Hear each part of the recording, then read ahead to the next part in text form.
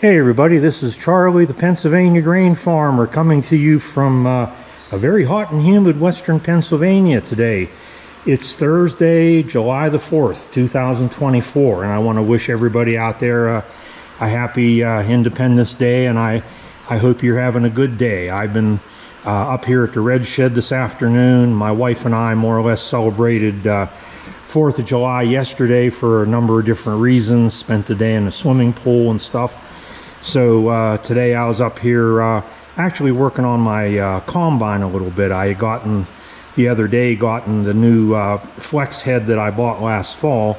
I got that put on the combine, and today I was making sure that the engine compartment was sealed up to keep out the chaff and stuff. And also I changed all the adjustments over from the last thing I did last year, which was soybeans. I got it all changed over to oats, which should be coming up here in a couple weeks. Also, before I get into today's topic, I also want to say that yesterday I got my yearly picture taken with my corn crop. I try to take a picture of me in my corn every year on the 4th of July, just to compare to that old saying, knee high by the 4th of July, which is what the older farmers always used to say back in their day. I'll leave a space to put that picture in right about here so that you can see it. Now, I'm only 5'8". I'm not, in terms of height, I'm not a giant by any means, but I think you can see that we kind of blew that knee-high idea completely out of the water this year. My corn is, as you can see, a couple inches over top of my head, and I even have some that's a little bit taller than that. So, you know, I'm thanking God for the way everything has worked out so far this year in terms of, you know, getting things planted and, you know, taking care of the crops and the weather and everything, and I hope that that will continue. But in any event, the reason for the video today, this video was actually inspired by a good friend of mine, Ross the Oliver Man. For those of you that may not know Ross, Ross is located out in the state of Indiana. And he's a farmer, and he also drives school bus, but he is very much an Oliver enthusiast and an excellent Oliver mechanic. He has over 30 Olivers himself and many pieces of Oliver equipment. So if you like Olivers and tractor mechanics and farming, you might want to tune in and watch Ross the Oliver Man.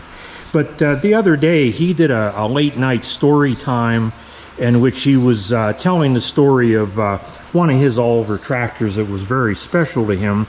And at the end he was saying, you know, it's a shame that, you know, we all on YouTube don't know each other, you know, better. And one of the ways of getting to know each other, I guess, is to hear some of those kinds of stories. So he suggested that, you know, maybe people might want to send him an email and you know, tell him the story of one or more of their tractors, and maybe send you know, some pictures so that he could get to know his viewers a little bit better. And I think that's a great idea.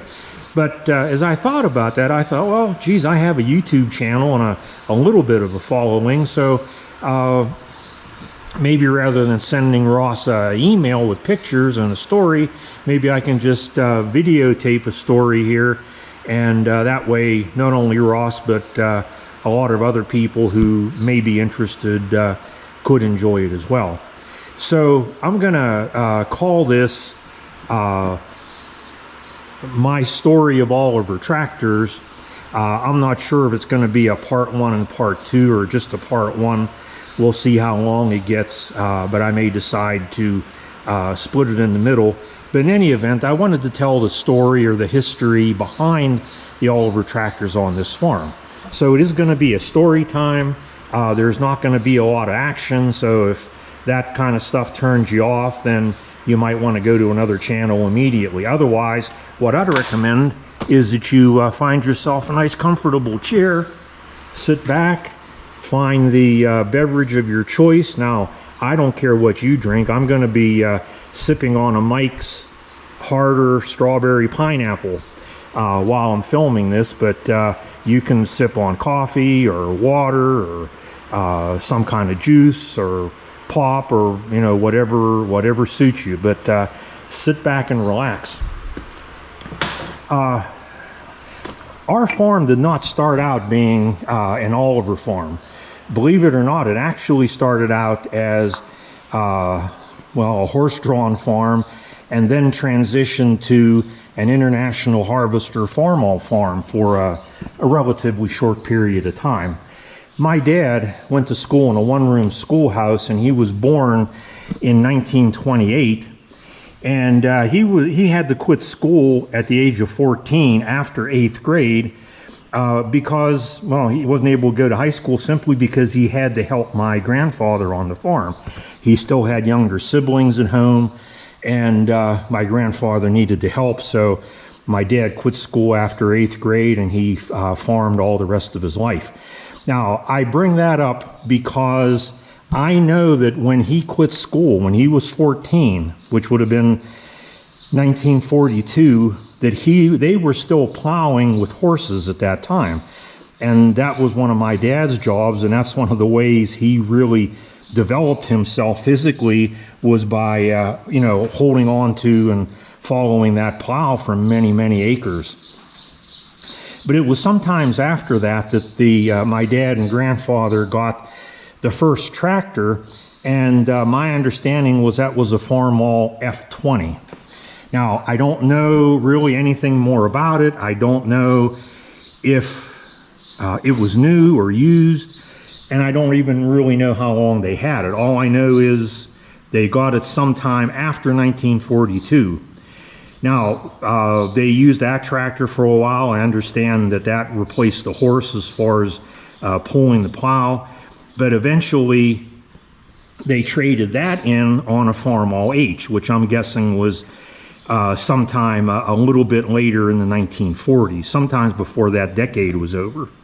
Okay, so now we're in the late 40s. Their H is their one and only tractor at the time. And in 1949, my dad and grandfather were forced to sell the farm where they lived, which is about 5 or 6 miles from our current farm. They had to sell that farm to the government because the Army Corps of Engineers was putting in a dam that was supposed to help save Pittsburgh from the floodwaters from many floods like the Johnstown floods that had happened over the years. They had just had a Johnstown flood in 1937, I believe it was, which was just like 10 years before. And so the government thought that building some dams would help save Pittsburgh from some of that water. The problem was they didn't build the dam on our farm, obviously, but when the water backed up from that dam, our farm was one that was going to be flooded. And so my dad and grandfather didn't have a choice. They had to sell that farm, and but before they moved out of there, they bought the farm that we're currently on. They bought it in 1949. They had cattle up here then, like I said, about 5 or 6 miles away from where they originally were. And so they came over every day to, feed the cattle and take care of them. But the farming at first was still just going on over at the other farm. And then in 1950, my dad and grandfather moved out to the current farm. And my mother joined them in 1942 whenever she and my dad, 1952 whenever she and my dad got married. Now, what you're looking at is a tractor that my dad bought in 1950. I understand that they felt that the H was not enough and they were getting to be, a big enough farm that they needed 2 tractors. So in 1950, they bought this Farmall C, brand new from the local international harvester dealer. Okay, this was the tractor that I learned to drive on. In fact, my love of tractors was ever since I was a real little boy. And I'll tell you that my parents, my dad used to pull this tractor down in the driveway in front of our house, and he would surround it and stack up bales of hay so that he could put me up on the seat and I could sit there, and I would sit in that seat for hours and just, turn that steering wheel on that tractor. And of course, he had everything set up so the tractor couldn't start. But, you know, even as a small child, I loved the tractor. And at the age of 5, I actually began some driving for real. And I've told some of those stories in other videos. In fact, this tractor was the first one that I ever drove. My dad put a block of wood on the clutch, a piece of 2x4, so that I could reach it. And that block of wood is still there, you know, over 60 years later, just because I don't have the heart to take it off because he put it on. But that first day that I drove, I ran this tractor right into the back of the hay wagon that I was following. My dad told me followed him, but he didn't bother to teach me how to stop. And so I followed my dad. He stopped. I didn't know how. Ran right into the back of the wagon and caved the grill in, luckily underneath the radiator. But my dad pounded it out and we kept going, and I obviously still have the tractor to the same day, to this day. So that was takes us up to the early 1950s. As I said, my parents were married in 1952, and just 2 years later, they got the first Oliver. Now, this video is already up to 11 minutes, so I think this is gonna end part 1, and I'll get started on the next video here right away, and it'll be part 2. So I appreciate you tuning in. I hope you enjoyed this little story or history lesson. If you did, please hit the like button and subscribe if you already haven't. And if you have subscribed, I appreciate that very much. Don't forget to leave me a comment or ask me a question. So for now, this is Charlie, the Pennsylvania grain farmer, saying, see you next time.